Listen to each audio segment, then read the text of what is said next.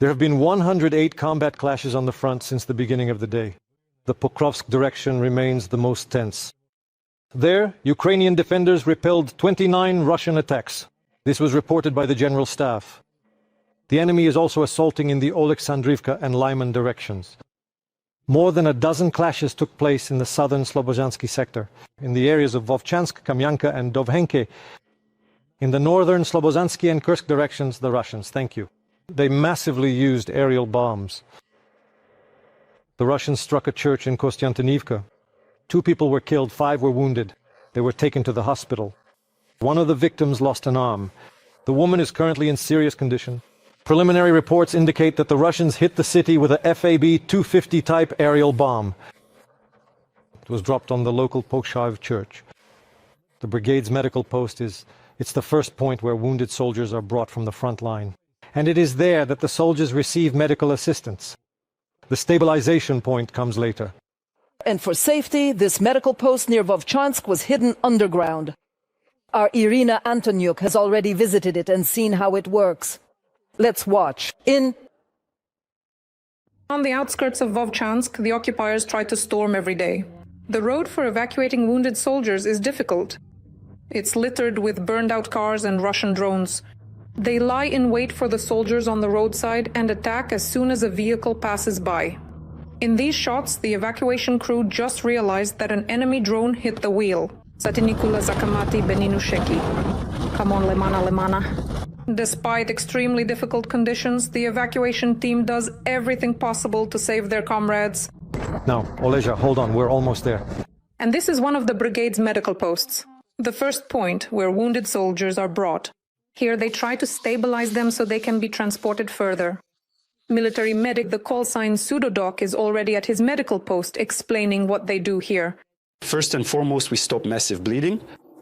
We double-check previously applied tourniquets and bandages. We constantly inspect all of this during evacuation as we are transporting them here. Of course, once we're here on site with full lighting. To save the lives of soldiers, the medical post needs to be located as close to the front as possible. But now, because of drones, it's extremely dangerous. FPV drones on fiber optics are especially troublesome. This enemy drone can land on the roadside and wait for a passing vehicle. Sometimes, unfortunately, they even target civilian buses. For some reason, because maybe that's just what their values are like. To avoid being hit by enemy shells, they decided to go underground. Why wait for potential problems to arise if you can proactively avoid them? It's always better to implement some preventative measures, so to speak. The soldiers themselves dug the dugouts between evacuations. Everyone dug, yes. Well, some were on duty, some were digging. Yes. Well, what can you do with your hands? Everything by hand? Now they live here underground. We have firewood. We don't light these, we just add them in. Every hour we add more, keep adding. Well, that's how it is when it's cold, but right now it's still bearable. In the underground medical station itself, they installed a special device that purifies the air and also works as an alarm. Even carbon monoxide from the stove. So there could be a situation where some explosive is dropped and the chimney gets bent. That carbon monoxide is released a little inside, and this device will let us know if something goes wrong. The rooms are set up so that not a minute is wasted during evacuation. This is the entrance through which wounded soldiers are brought in directly. It's short so that they can be transported here to the medical post as quickly as possible. In fact, for the evacuation itself, the soldiers are in dire need of a working diesel vehicle. And right now they are raising money to buy a vehicle. Thank you. You can support the soldiers by using the QR code you see on the screen now. The vehicle essentially is unfortunately considered expendable. That is, if there is no fast vehicle, it will result in a higher likelihood of injuries and, God forbid, even worse consequences. All the medics' work is aimed at saving the lives of their comrades. And recently, the fighters of the 3rd Motorized Infantry Battalion even got their own personal masseur. Before the full-scale war, Vadim worked in rehabilitation, and now he gives massages to his comrades right in the medical post between combat missions. Try carrying a heavy backpack if it's around 40 to 50 kilos, plus another 8 to 10 kilos for the helmet, body armor, and rifle. And you have to walk and run with all that. Of course, it takes a toll on your joints, your back, on everything. The strain is really huge. These sessions save soldiers' backs and spare them the time of traveling to specialists in hospitals. Reporting from Kharkiv region, Rona Antoniuk, Oleksiy Juchkov, We Are Ukraine, Marathon, United News. HIMARS near Kyiv once again changed the course of the battle.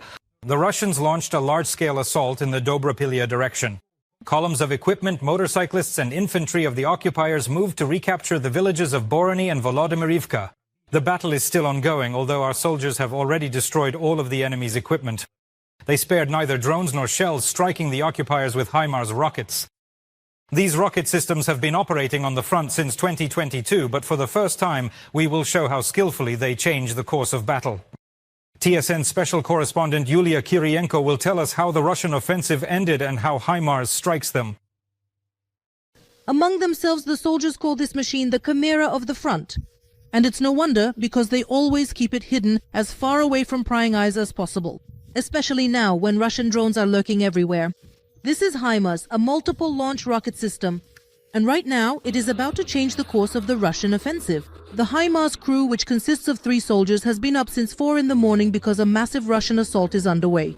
At the moment, the intensity is very high. There are a lot of targets being hit over the course of 4 to 5 hours. And we've already struck dozens of targets. The last time we saw such intensity was somewhere in the Lyman direction. These are the targets. Russian infantry on buggies and motorcycles launched an assault in the Dobropilya direction.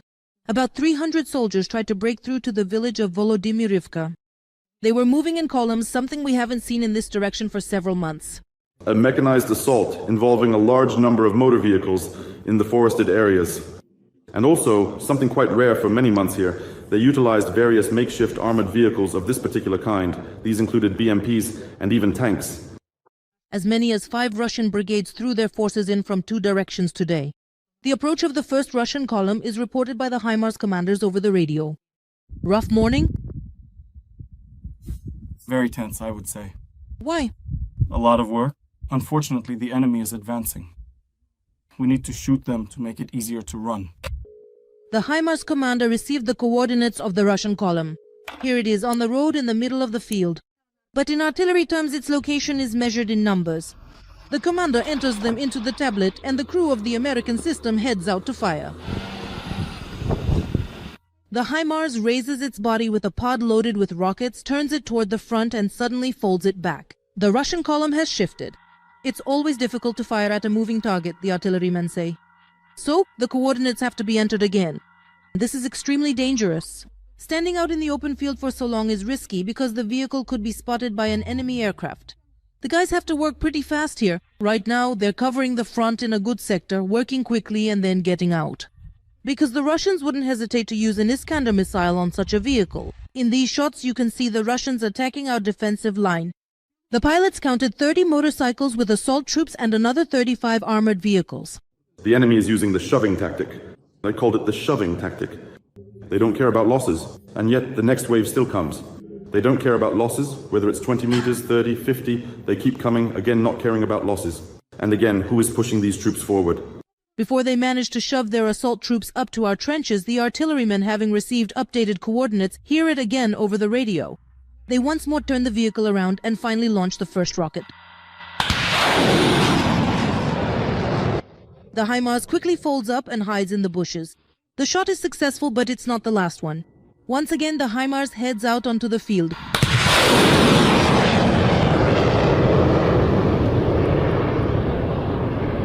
Now they need to escape as quickly as possible, and ideally without being noticed. The HIMARS and the commander's vehicle quickly drive away, but not to rest, it's to reload again. At this moment, the initiative to destroy Russian vehicles is taken over by FPV drones of the 82nd Air Assault Brigade. Here's one flying right up to the already damaged armored vehicle with a red star. The occupiers' markings haven't changed for the 4th year of the war. And this very symbol makes for a good target, the paratroopers say. Tanks and APCs were advancing on my battalion. BMWs were coming, BMW APCs. The APCs were very good, but that didn't stop us from destroying them. There were also IFVs from the 82nd and motorized vehicles on motorcycles. The battle isn't over. HIMARS will sweep across the Donetsk steppe again, back to the positions. Today the guys are working so intensely because the Russians are advancing in the Dobropilya direction that Oleg barely has time to reload. They've already launched more than a dozen rockets and then head out to work again, and we're going with them. And everything has to be done very quickly. But today, luckily, the weather is on our side. It's cloudy, so we hope we won't be as visible to Russian drones. The vehicle parks in the field and sets up the launcher. Getting ready for action takes only a few minutes, and the operator in the cabin presses the launch button again. Our paratroopers and artillerymen repelled the mechanized assault of the occupiers until late in the evening. The front line fought confidently because they felt the support of heavy artillery. We can see, and even the enemy can tell, when foreign weapons are working just behind the clouds, the MLRS is firing. There were many hits on infantry, many hits on equipment, and that had quite an effect. After dozens of Russian armored vehicles and motorcycles were burned, some of the enemy infantry managed to scatter into the bushes. But as night falls, night hunters, drones, come out to destroy them. But even despite such an onslaught, they failed to break through our line of defense. Yulia Kirien, Oleksandr Shian, Oleg Mostovi, TSN, 1+1. Marathon, Unified News.